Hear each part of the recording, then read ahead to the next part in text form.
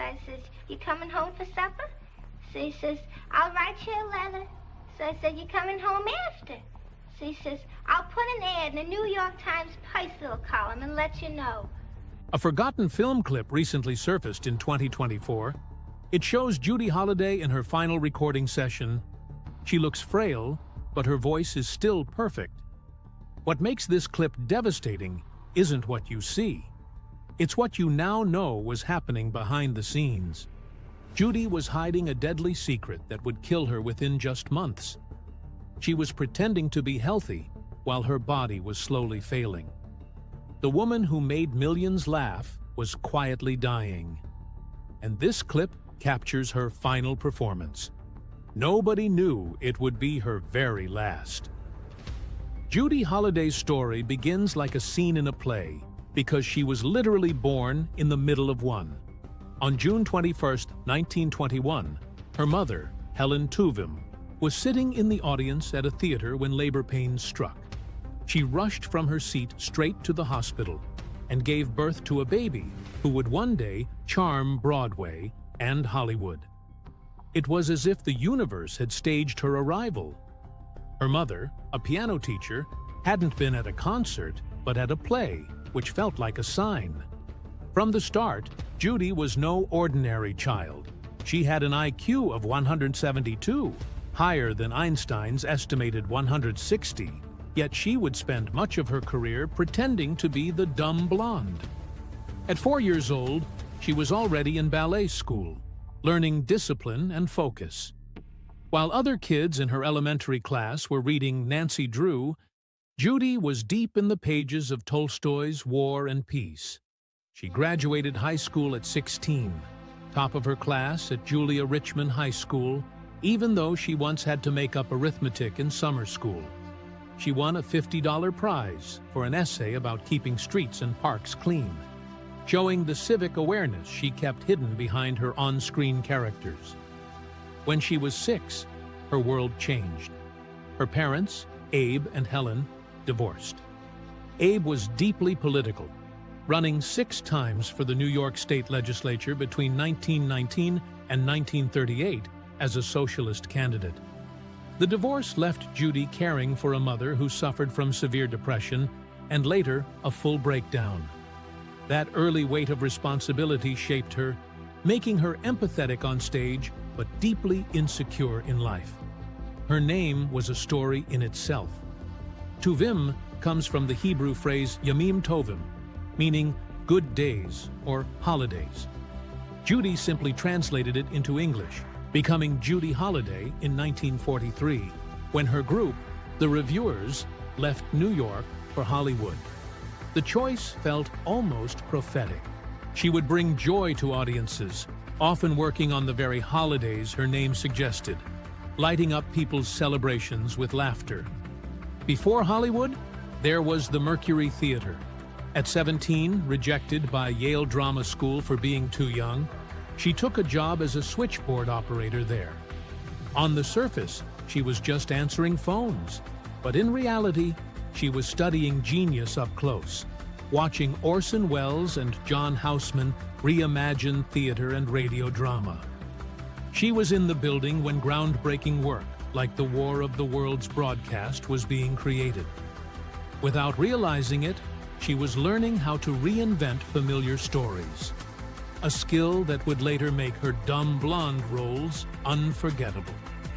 Her big break seemed to come in 1938 when she joined the Reviewers, a sharp satirical comedy troupe with Betty Comden and Adolph Green, and sometimes Leonard Bernstein at the piano.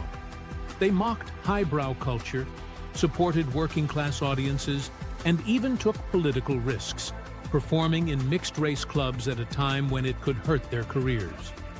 Judy was terrified of performing at first, even throwing up before shows and crying afterward, but the troupe climbed quickly through New York's nightclub scene.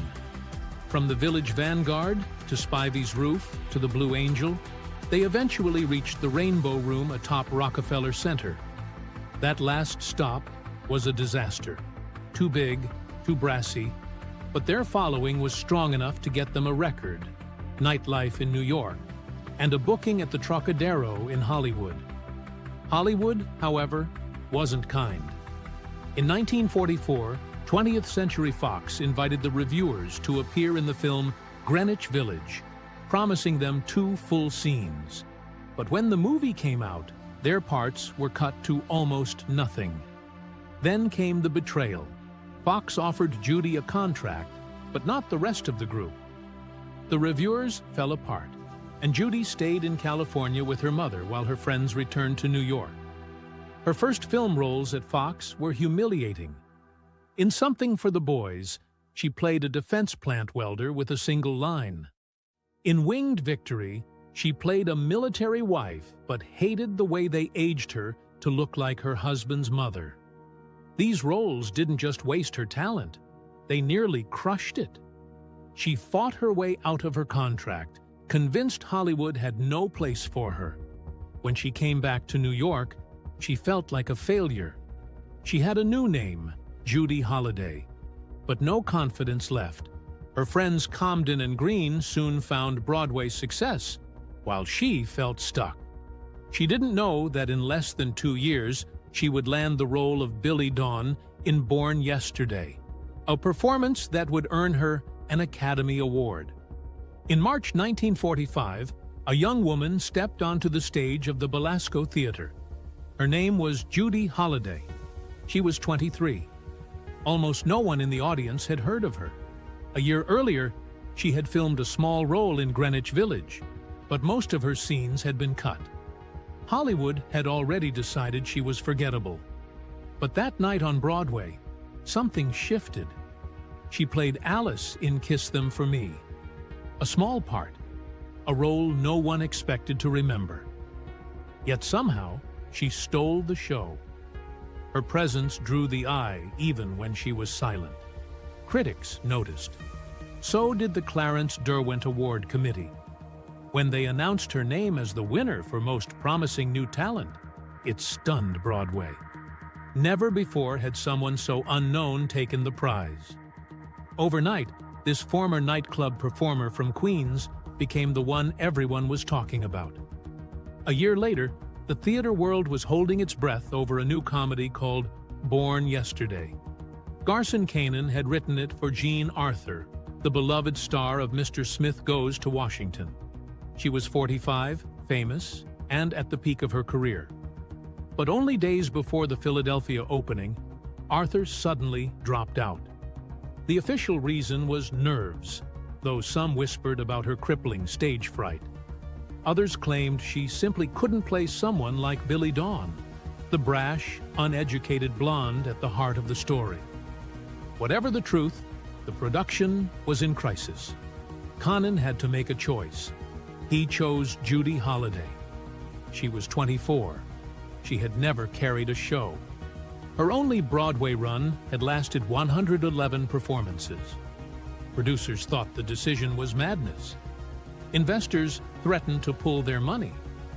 But Kanin saw what others didn't. Holliday's wit was sharp. Her innocence felt real. She could play dumb without being dumb, and she could make an audience love her for it. He refused to back down. When the curtain rose on February 4, 1946, at the Lyceum Theater, audiences saw exactly what Kanin had seen. Holliday was perfect. The laughs came naturally. The transformation of Billy Dawn, from clueless to confident, felt alive every single night. The show ran for 1,642 performances. Holliday played Billy in 1/200 of them. 8 shows a week for more than 3 years. By the end, she wasn't just performing the part. She had become it. May 24, 1949, was her last night as Billy Dawn. When the curtain fell, the audience wept. Holliday smiled, but inside she was terrified. She was walking away from steady pay into a film role in Adam's Rib with Spencer Tracy and Katharine Hepburn. There was no promise of what would come after. What she didn't know was that Tracy, Hepburn, Garson Kanin, and Ruth Gordon already had a plan. Harry Cohn, the powerful head of Columbia Pictures, had bought the film rights to Born Yesterday for $750,000, a huge sum at the time. But he refused to consider Holliday for the lead. He called her that fat Jewish broad. He wanted someone glamorous, Rita Hayworth, maybe Lucille Ball. He claimed Holliday lacked sex appeal. In truth, he didn't understand her talent, and he didn't want to. That's when Hepburn made her move. She suggested Holliday for the supporting role of Doris Attinger in Adam's Rib. The role was rewritten to showcase her. Hepburn even tilted scenes, so Holliday had the best angles. She leaked stories to the press about this unknown actress stealing scenes from two Hollywood legends. By the time filming wrapped, the buzz was impossible to ignore. Holliday was runner-up for the New York Film Critics Award before the movie even opened. Cohn caved. The same man who had dismissed her was now announcing she would star in the film version of Born Yesterday. When the movie came out, she won both the Golden Globe and the Academy Award for Best Actress, beating Bette Davis and Gloria Swanson. The girl who had once been nearly erased from a film now stood at the very top of Hollywood. But just months later, on March 26, 1952, her world changed. She was called to testify before the Senate Internal Security Subcommittee, accused of having communist ties. Her name had appeared in red channels, a blacklist that could end careers. The timing was cruel. She had just learned she was pregnant with her first child. The questioning was aggressive and laced with prejudice. They even made a point of repeating the Jew in her name. Columbia Pictures brought in top lawyers and former FBI agents to defend her. Her legal team told her to play Billy Dawn in the hearing, act harmless as if politics were over her head. She followed the advice. She pretended confusion at sharp questions, twisting words to throw the committee off balance. When asked if anyone had tried to prosecute her, she acted as though she had misheard and said, "Prosecute? I thought you meant persecute." It made the senators look foolish. She never named a single name. This act was a survival tactic. Psychologists today call it the fawn response, using charm and vulnerability to protect yourself from a threat. Holliday, a highly intelligent and politically aware woman, shrank herself into a ditzy persona to keep working. It saved her career, but trapped her in the dumb blonde image forever. Even so, she was blacklisted from radio and television for 3 years, from 1950 to 1953. Those were the fastest-growing and most profitable mediums at the time. The blacklist hit her earnings hard. Worse, the same people who published the list also offered, for a high fee, to clear names from it. Columbia paid for help to repair her image, but she never again reached the same career heights. The emotional toll came out years later in a conversation with her friend, journalist Haywood Hale Brown. She told him, "Maybe you're ashamed of me because I played Billy Dawn. Well, I'll tell you something. You think you're going to be brave and noble. Then you walk in there, and there are the microphones and all of those senators looking at you. Woody, it scares the shit out of you. But I'm not ashamed of myself because I didn't name names. That much I preserve." On January 5, 1948, Judy Holliday married David Oppenheim. To the outside world, it looked like a perfect match. Two brilliant, artistic minds coming together. Oppenheim was a gifted clarinetist with the New York City Symphony, a man destined to run the classical division of Columbia Records. They had met in the mid-1940s through Leonard Bernstein. And here's the twist. Bernstein had once considered marrying Judy himself. In 1943, he even wrote to Oppenheim that he'd given some thought to marrying Holliday. The connections ran even deeper. Both men saw the same therapist who tried to cure them of their homosexual leanings, as it was called in those days. Oppenheim struggled with his sexuality throughout the marriage, and neither of them could truly talk about it in that era. They moved into the prestigious Dakota Building in Manhattan, where Judy tried to juggle a skyrocketing career and the role of a supportive wife. But for her, the marriage was more than love. It was a way to feel stable and respectable in an industry that often left her feeling alone. On November 11, 1952, Judy gave birth to Jonathan Louis Oppenheim. She was 31, and her career was at its absolute peak.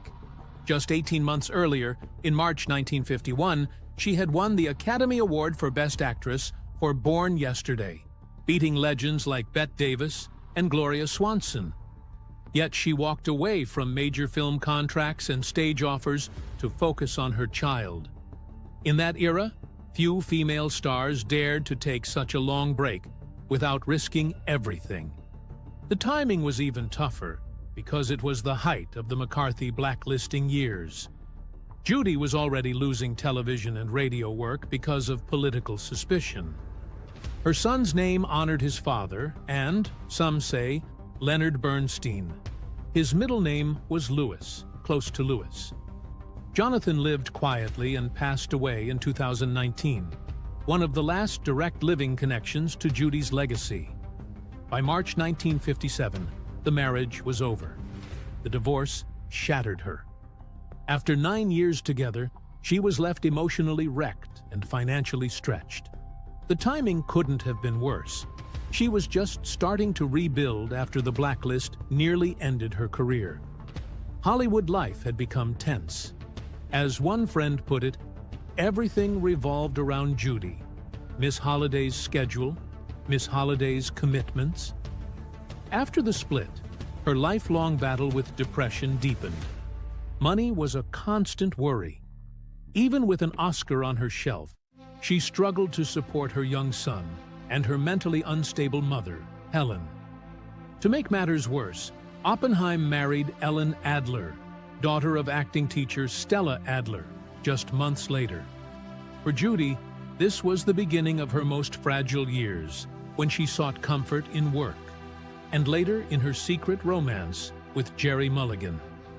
Mulligan was a baritone saxophonist and a legend in the cool jazz scene. Their relationship began in the late 1950s, and it was nothing like her marriage. He was unconventional, bohemian, and came with his own troubles, drug addiction and legal problems. But he fascinated her. He was 15 years younger than most Hollywood leading men, and spoke the same artistic language she did. They were lovers and collaborators. Mulligan even appeared in small acting roles, including in Bells Are Ringing, Judy's final Broadway triumph. The love was passionate, but messy. With Oppenheim, Judy had chased stability. With Mulligan, she found raw honesty. They kept the relationship quiet, not just for privacy, but because unconventional love could ruin a career in that era. When The Marrying Kind opened on March 20th, 1952, people thought they knew exactly what they were walking into. Judy Holliday had made her name playing the funny, lovable blonde who could make any room laugh. This was Columbia Pictures, directed by George Cukor, with a budget of $1.7 million. Surely it would be another light comedy. It wasn't. Written by Garson Kanin and Ruth Gordon, the film was built to break her typecast. And it did. Holliday's performance was deep, raw, and so full of quiet pain that audiences hardly recognized her. The story, told in shifting flashbacks, followed a working-class couple facing divorce and the shattering grief of losing a child to drowning. The style felt closer to Italian neorealism than Hollywood gloss, with real glimpses of 1952 New York instead of studio-perfect sets. People left the theater stunned, as if they had just discovered an entirely different actress hiding behind the comedy all along. 2 years later came It Should Happen to You, and this one was personal. Holliday had survived something most actors didn't: a brush with the House Un-American Activities Committee. It was the era of blacklists and careers ending overnight. Released on February 24, 1954, and costing $1.4 million, the film wasn't just entertainment, it was proof she was still here. The story followed a woman who rents billboard space to plaster her name across New York, chasing fame before fame even knows she exists. In a strange way, it predicted today's celebrity culture. The film also introduced a young Jack Lemmon, though Columbia's Harry Cohn nearly ended his career before it began by suggesting he change his name to avoid the shadow of Lennon. Holliday's presence was sharp and full of life, a quiet act of defiance after her testimony before Congress. She had faced them with dignity. Now, on screen, she was reminding everyone she could still command an audience. In 1956, she starred in The Solid Gold Cadillac. This was the role she loved most.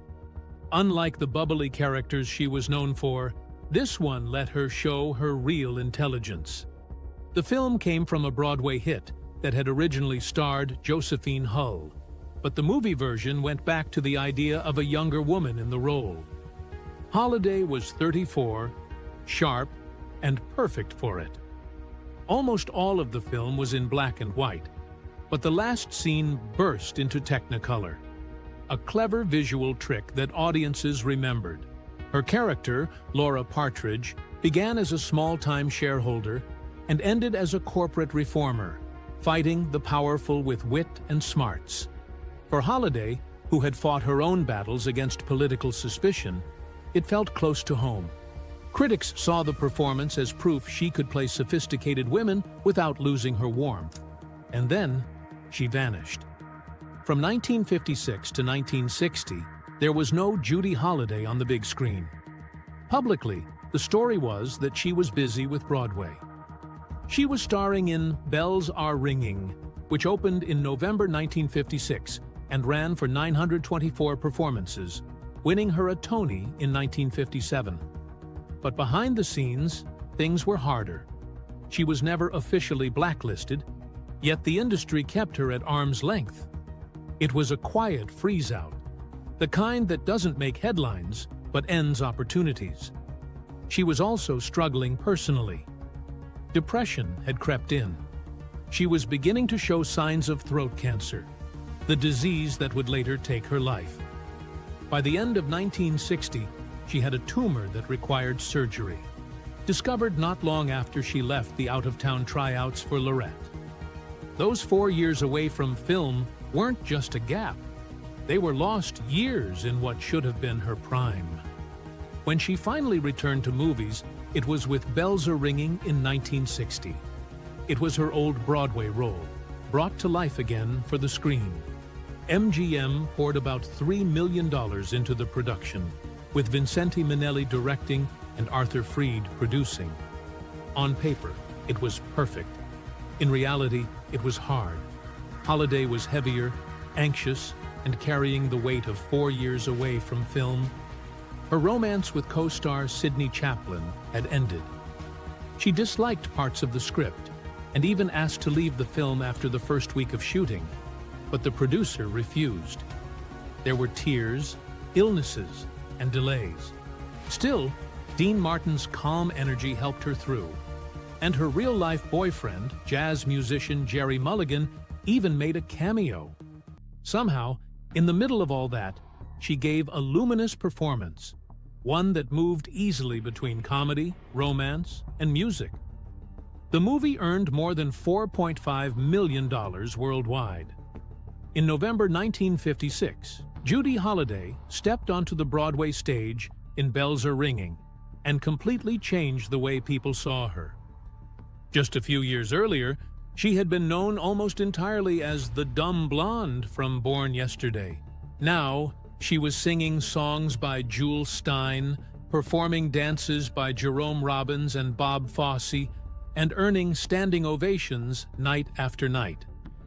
The New York Times critic Brooks Atkinson wrote that she had added a trunk full of song and dance routines without losing any of her doll-like charm. The show quickly became a hit. And with songs like Long Before I Knew You, Just in Time, and The Party's Over, it cemented her as a true musical theater star. In 1957, she won the Tony Award for Best Leading Actress in a Musical, a victory that proved she was far more versatile than Hollywood had ever given her credit for. Her ability to push herself was nothing new. Back in 1949, she had done something most performers would never dare attempt. She played Billy Dawn in Born Yesterday on Broadway 8 times a week, while at the same time filming Adam's Rib during the day. The schedule was brutal. One role demanded big projection and endless energy for live audiences. The other needed small, controlled gestures for the camera. She would shoot scenes in New York during the day, race to the theater at night, and keep this up for months. When she finally left Born Yesterday at the end of May, she went straight to Hollywood to finish filming. Katharine Hepburn and director George Cukor were so impressed with her skill and stamina that they publicly claimed she stole the picture. That period of pure endurance ended up changing her career forever. It was the reason Columbia Pictures finally gave her the lead in the movie version of Born Yesterday, a role that won her the Academy Award for Best Actress. Most people thought her squeaky, naive voice was natural, but it wasn't. She had built it on purpose. Born Judith Tuvim to Russian Jewish parents, her name came from Yamim Tovim, the Hebrew phrase for holidays. She grew up with music. Her mother was a piano teacher, and she had classical training long before the public ever knew her. In the late 1930s, she performed with The Reviewers, a comedy troupe that included Betty Comden, Adolph Green, and Leonard Bernstein. The work they did together shaped her timing, her ear for music, and her understanding of how comedy and vulnerability could work together. Film historian Bernard Dick pointed out her rare ability to switch from humor to heartbreak in a heartbeat. George Cukor saw it too, saying she had a way of touching the heart when you least expected it. Her famous dumb blonde act was carefully crafted, hiding sharp intelligence beneath a playful surface. In February 1960, she stood on Hollywood Boulevard, smiling as she received her star on the Walk of Fame at 6901. On the surface, it was the perfect moment. Her career was celebrated, and her final film version of Bells Are Ringing had just been released. But behind the scenes, things were changing. Only months later, in October, she left the out-of-town tryouts for a play called Lorette because of illness. Newspapers said it was just throat problems. In truth, doctors had found something far worse: breast cancer. Back then, people didn't speak openly about it. She went through surgery in 1961, losing her left breast, but outside her closest circle, no one knew. Even the press was told she had a bronchial illness. Then, in May 1965, her doctors decided there was nothing more they could do. She was admitted to Mount Sinai Hospital on the 26th. Just 12 days later, at 5:00 in the morning on June 7th, she died in her sleep. She was 43 years old. There is one coincidence that still unsettles people who know her story. Her final Broadway show, Hotspot, opened in April 1963. It struggled from the start and shut down after 43 performances. She was 43 when she died. For some, it feels like an eerie piece of fate, a number that framed both her last Broadway moment and her final year of life. But her story didn't fade away. Decades later, the off-Broadway play Smart Blonde brought her back into the spotlight. Andrea Burns stepped into her world, even recreating the Olmsted recording studios where Holliday and Mulligan had made music together during her illness. The play showed the clever woman behind the dumb blonde act, a persona she used as armor, even when questioned before the Senate for alleged communist ties. Fans now walk tours of her old New York neighborhoods, from Greenwich Village to Broadway, tracing her steps. In 2017, producer Gene Kirkwood secured the rights to her story, sparking talk of a film. Rare recordings from 1964 have surfaced, her voice rich and clear, even as cancer was taking its toll.